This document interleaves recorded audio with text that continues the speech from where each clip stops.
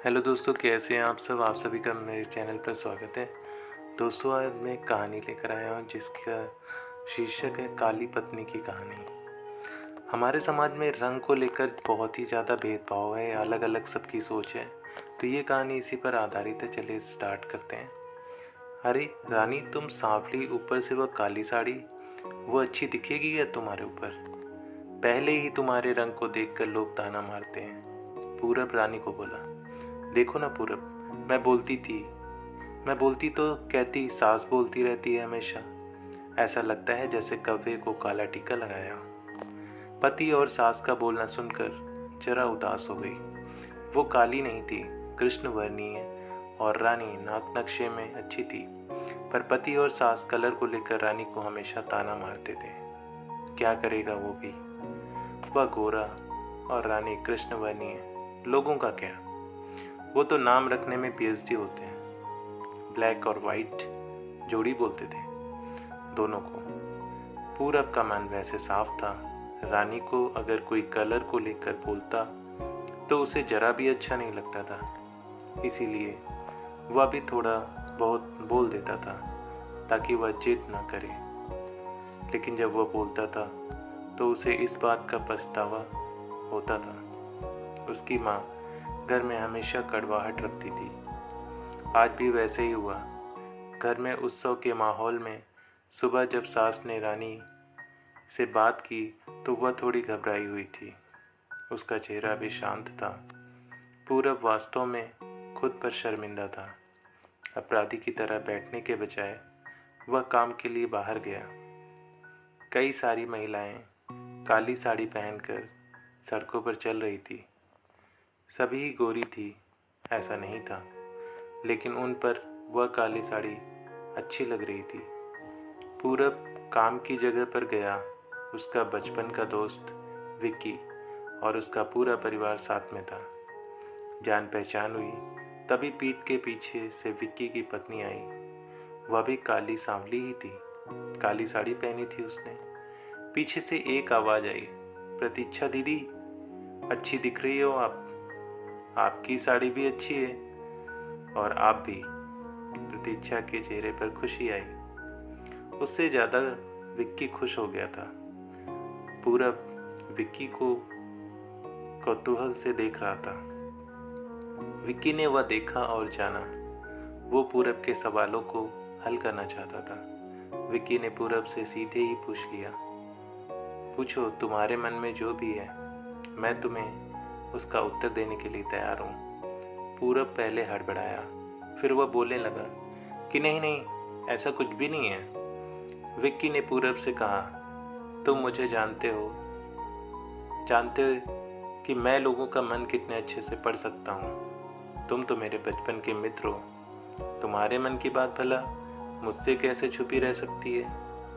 विक्की आगे बोला, चलो ठीक है, तुम्हारा सवाल भी मैं ही बता देता हूँ। तुम यही सोच रहे हो ना कि मेरी पत्नी जो रंग से काली है और आज उसने काली साड़ी पहन रखी है, फिर भी वह और मैं इतना खुश कैसे।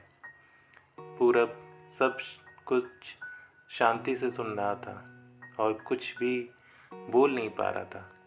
विक्की बोला, काला रंग ऐसा रंग है जिसमें दुनिया का कोई भी रंग मिला दे वह कभी नहीं बदलता। यानी कि किसी और रंग की संगत में वह अपना अस्तित्व कभी नहीं छोड़ता। इसी प्रकार प्रतीक्षा भी दिल से एकदम उस कलर के जैसी है। कभी भी रंगीन ना होने वाली लड़की है। वह अपने मर्जी से जिए, यही मुझे लगता है। मैं उसे खुश देखना चाहता हूँ। लोगों को क्या, वह तो बैठे ही हैं बुरा भला बोलने के लिए। गोरी औरत रही तो छिपकली बोलते हैं, काली होती है तो चूहा या कौवा बोलते हैं। क्या क्या नहीं बोलते लोग। ताना मारने वाले मारते रहें, हमें हमेशा खुश रहना चाहिए। वही अब मैं कर रहा हूँ। वह सुबह मुझे बोली, मैं कैसी दिख रही हूँ, अच्छी लग रही हो। तुम ऐसा बोलने पर उसके चेहरे पर वह कोलगेट स्माइल देखकर मुझे सकारात्मक ऊर्जा मिलती है। घर से बाहर निकले तो सभी बोलने लगे कि अच्छी लग रही हो भाभी। हम दोनों ने अच्छे मन से यह बात सोची, कोई ना कोई ताना मारने के लिए बोला ही होगा ना, उस वजह से जीने की दिशा क्यों बदले। पूरब को उसके घर का सुबह का माहौल याद आया। वह खुद पर ही चिढ़ गया। उसे लगा वो सचमुच में गलत था। मैं ही रानी को दुख देता हूँ, उस वजह से सब उसे बोलते हैं। अब मुझे ही अपनी भूल सुधार कर उससे माफ़ी मांगनी होगी। उसने हंसते हुए विक्की को अलविदा कहा। अपना काम निपटा कर वह एक साड़ी की दुकान पर गया। रानी के लिए उसने काले रंग की साड़ी ली और घर गया। घर जाने के बाद रानी शांत बैठी थी। उसने रानी को आवाज़ दी और साड़ी उसके हाथों में दी। रानी को जरा अलग ही लगा। उसने प्रश्नार्थक नज़रों से पूरब की ओर देखा। उसने बॉक्स खोल कर देखा तो काले रंग की साड़ी थी। रानी, मैं लाया हूँ तुम्हारे लिए यह साड़ी, आज पहन के दिखाओ कैसी दिखती हो तुम। अच्छी नहीं लगी तो बदल देंगे साड़ी को। देखने तो दो कैसी दिखती हो तुम इस रंग में। रानी को जरा अच्छा लगा। चलो तैयार हो जाओ जल्दी से, हम जरा बाहर जाकर आते हैं, एक क्लाइंट के पास जाना है, उन्होंने बुलाया है जोड़ी में। पूरब का बोलना सुनकर रानी तैयार होने गई। काली साड़ी, उस पर हल्का सा मेकअप और लंबे बालों की चोटी। पूरब भी क्या, पूरब की माँ भी रानी को देखते ही रह गई। पूरब बोला, रानी सॉरी। हाँ, अरे लोगों की बातों में आकर मैं तुम्हें हमेशा बोलता रहा, और खरा सौंदर्य किसमें है यह मैं भूल गया था। रंग दो ही हैं, यह जानकर फिर जीना छोड़ दें क्या? अपनी खुद की पसंद छोड़ दें क्या? तुम्हें काली रंग की साड़ी पहनना बहुत अच्छा लगता था ना, पर मैं हमेशा तुम्हें टोकता रहा। अब मुझे समझ में आया, किसी भी रंग में रंगते वक्त मन साफ हो तो खूबसूरती निखरती है। तुम चाहती हो वैसे ही जियो, मैं कभी भी तुम्हें नहीं बोलूँगा। और हाँ, सचमुच सुंदर दिखती हो तुम, तुम्हारे रंग पर अच्छा खिलता है यह काला रंग। रानी के चेहरे की लाली और भी ज़्यादा बढ़ गई थी। यह बात सुनकर शर्मा कर वह पूरब को बोली, क्या आप भी? पूरब ने रानी का मुस्कुराता हुआ चेहरा देखा और उसके बदले हुए विचारों से पूरब खुश हुआ।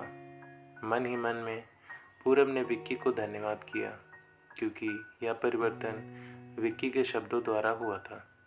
खूबसूरत दिखने के लिए खूबसूरत दिखना ज़रूरी नहीं है, बल्कि खूबसूरत सोच होना ज़रूरी है। इंसान का अगर मन सुंदर है तो इससे कोई फ़र्क नहीं पड़ता कि वह किस रंग का है। सच कहा दोस्तों, हमारा रंग कैसा है इससे कभी भी कोई फ़र्क नहीं पड़ता, बट हमारा मन कैसा है इससे बहुत फ़र्क पड़ता है। मैं आशा करता हूँ आपको ये कहानी अच्छी लगी होगी। अगर आपको ये कहानी पसंद आई है तो वीडियो को लाइक करें, शेयर करें और मेरे चैनल को प्लीज़ सब्सक्राइब करें ऐसी कहानी सुनने के लिए। Thank you so much.